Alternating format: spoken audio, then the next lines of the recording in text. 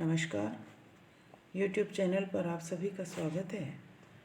मैं राजकुमारी सेन से आचार्य हिंदी, सेठ मुरलीधर मानसिंह का राजकीय कन्या महाविद्यालय भीलवाड़ा।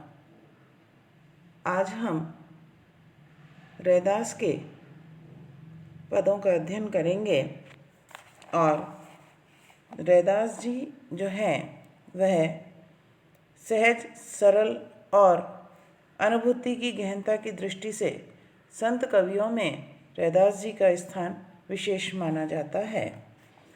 इनके काव्य में विद्वानों का मत है कि इन्होंने सगुण मार्ग का विरोध तो नहीं किया, परंतु इनका स्वर निर्गुणवादी ही रहा। इनका मूल रूप एक अत्यंत शांत और निरीह भक्त का है। एक भक्त हृदय की संपूर्ण दीनता, कातरता, विह्वलता इनके काव्य में मिल जाती है। कबीर के समान इनका समाज सुधारक रूप नहीं मिलता। ये प्रमुख रूप से भक्त हैं, इन और कुछ भी नहीं। कि सीधी सादी भाषा में सहज रूप से अपनी बात कह जाते हैं। प्रेमानुभूति इनमें अत्यंत गहन परंतु सरल मिलती है।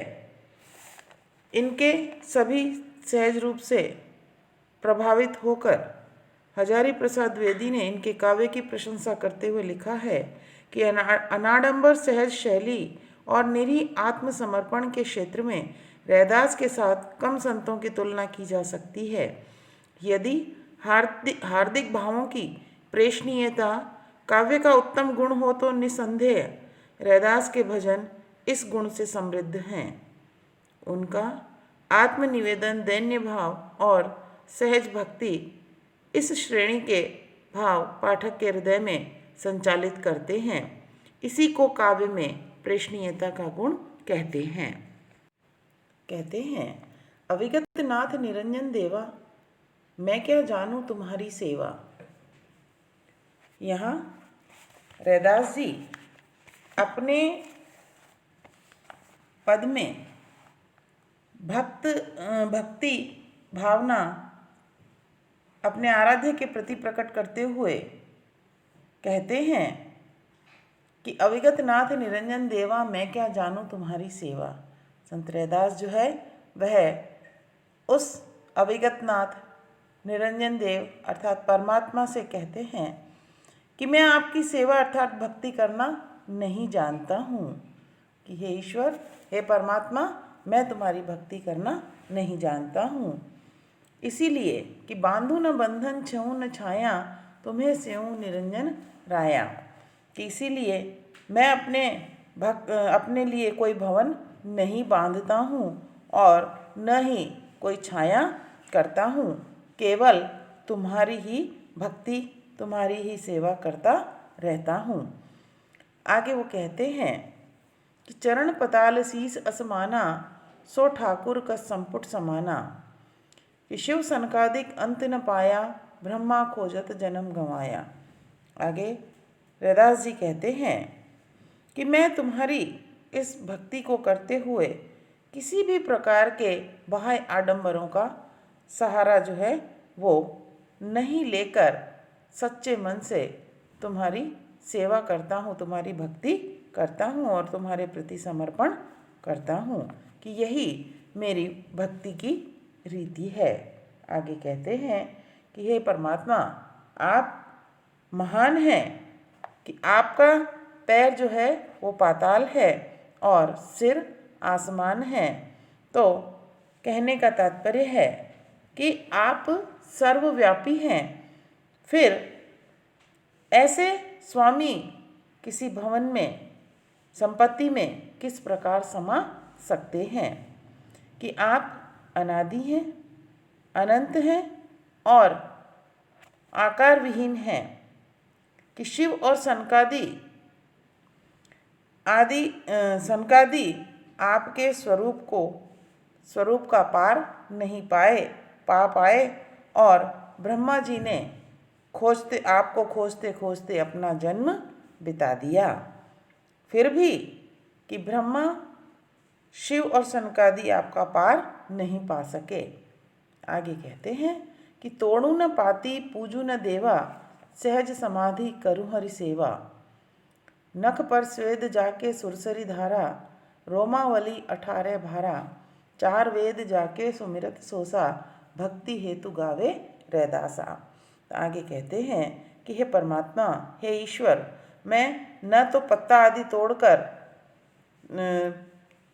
देव पूजा करता हूँ और न ही किसी प्रकार की कोई सामग्री आदि लाता हूँ, कि मैं तो सिर्फ सहज समाधि के द्वारा उस भगवान की भक्ति करता हूँ, क्योंकि ईश्वर जो है वह निराकार है, सर्वव्यापी है। और आगे कहते हैं कि गंगा, सुरसरी यानी गंगा, कि गंगा जिसके नाखूनों के पसीने की धारा है और जिसकी रोमावली 18 भार है। आगे कहते हैं कि जिस ईश्वर के चारों वेद जो हैं वह श्वास है, उसी ईश्वर की भक्ति को रैदास जो है वह गाते हैं, भक्ति करते हैं। कि यहाँ रैदास जी ने ईश्वर को निराकार, सर्वव्यापी आदि बतलाया है और उनकी भक्ति के लिए वह किसी भी प्रकार के बाह्य आडंबरों की या बाह्य सामग्री की बजाय सहज समाधि के द्वारा उस ईश्वर की भक्ति करते हैं। कि यहाँ अनुप्रास अलंकार है। आगे कहते हैं, अब कैसे छूटे राम नाम रट लागी। प्रभु जी तुम चंदन हम पानी, जाकी अंग अंग बास समानी। कि यहाँ इस पद में रैदास जी ने ईश्वर के प्रति, परमात्मा के प्रति अपने समर्पण भाव का वर्णन किया है। वह कहते हैं, रैदास जी कहते हैं कि मुझे तो राम नाम की रट लग गई है और अब यह राम नाम की आदत कैसे छूट सकती है। आगे वो कहते हैं कि हे प्रभु, हे ईश्वर, तुम चंदन हो और मैं पानी के समान हूँ। कि चंदन के अंग अंग में बास यानी सुगंध समाई हुई है, जिसके कारण पानी भी सुगंधित हो जाता है। आगे कहते हैं, प्रभु जी तुम घन बन हम मोरा, जैसे चितवत चंद चकोरा। प्रभु जी तुम दीपक हम बाती, जाकी ज्योति बरय दिन राती। आगे रैदास जी कहते हैं कि हे ईश्वर, हे प्रभु, आप बादल हो और मैं बन का मोर हूँ। कि जिस प्रकार बादल को देखकर मोर जो है वह नृत्य करने लगता है, नाचने लगता है, उसी प्रकार मैं भी आपका सामीप्य पाकर प्रसन्नता की अनुभूति करता हूँ। कि हे प्रभु जी, कि जिस प्रकार चकोर जो है वह चंद्रमा को देखता रहता है, उसी प्रकार मैं भी तुम्हें देखता रहता हूँ। हे ईश्वर, तुम दीपक हो और मैं बाती हूँ। कि जिसका प्रकाश हमेशा ही होता रहता है, कि जिसकी ज्योति मतलब दीपक के जलने से जो प्रकाश होता है वह बतलाया है। कि आगे कहते हैं कि प्रभु जी तुम मोती हम धागा, जैसे सोने मिलत सुहागा। कि प्रभु जी तुम स्वामी हम दासा, ऐसी भक्ति करे रैदासा। कि यहाँ आगे कहते हैं, रैदास जी कहते हैं कि हे प्रभु, तुम मोती हो और मैं धागा हूँ। तुम और हम मिलकर कि इस प्रकार हो जाते हैं कि जैसे सोने में सुहागा मिला होता है, उसी प्रकार कि मैं भी तुम्हारी भक्ति करते करते तुम्हारा दास हो गया हूँ। आगे कहते हैं कि हे प्रभु जी तुम स्वामी हो और मैं आपका दास हूँ। और इसी दास भाव से पूरित होकर रैदास जो है वह आपकी भक्ति करता है। कि यहाँ रैदास जी ने ईश्वर के प्रति अपनी अनन्य भक्ति को प्रकट किया है और उन्होंने कि ईश्वर का सामीप्य पाने के लिए कि स्वयं को चकोर बतलाया है।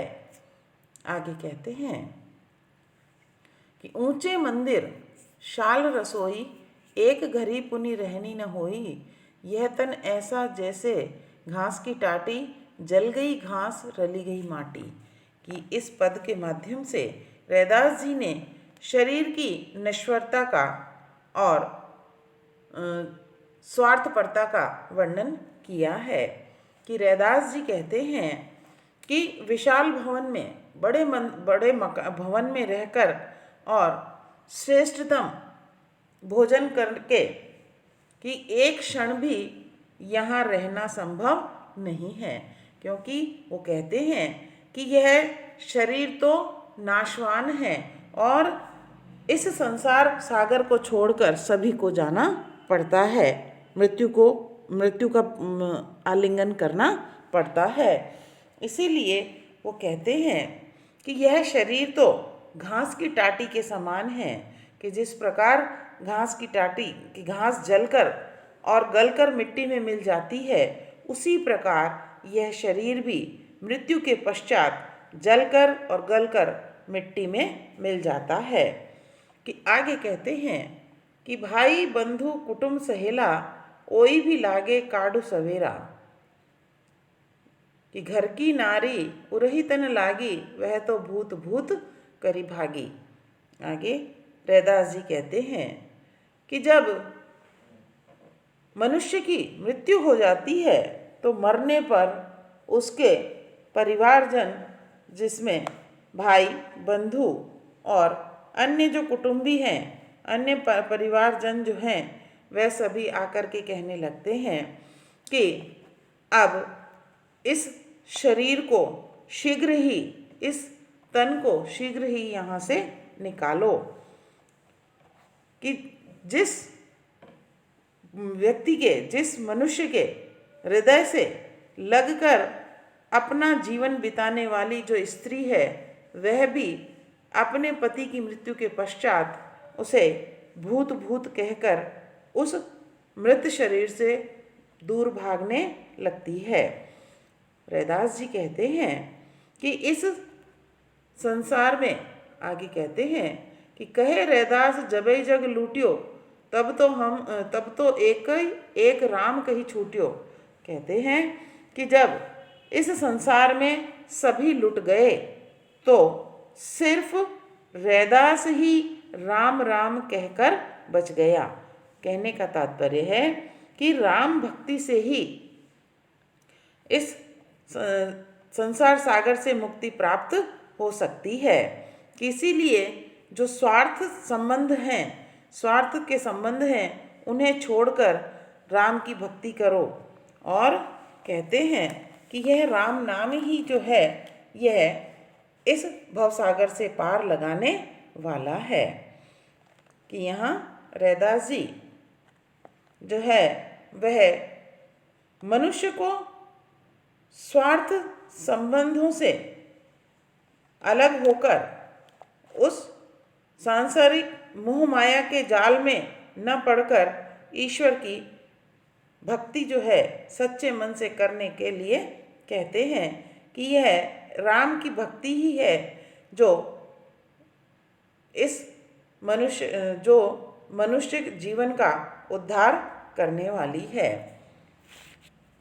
आज हमने आपको रैदास जी के कुछ पद पढ़ाए हैं, इन्हें आप पढ़िए, सुनिए, और किसी भी प्रकार की कोई शंका या समस्या है तो उसको कमेंट बॉक्स में लिखिए ताकि समस्या का समाधान किया जा सके।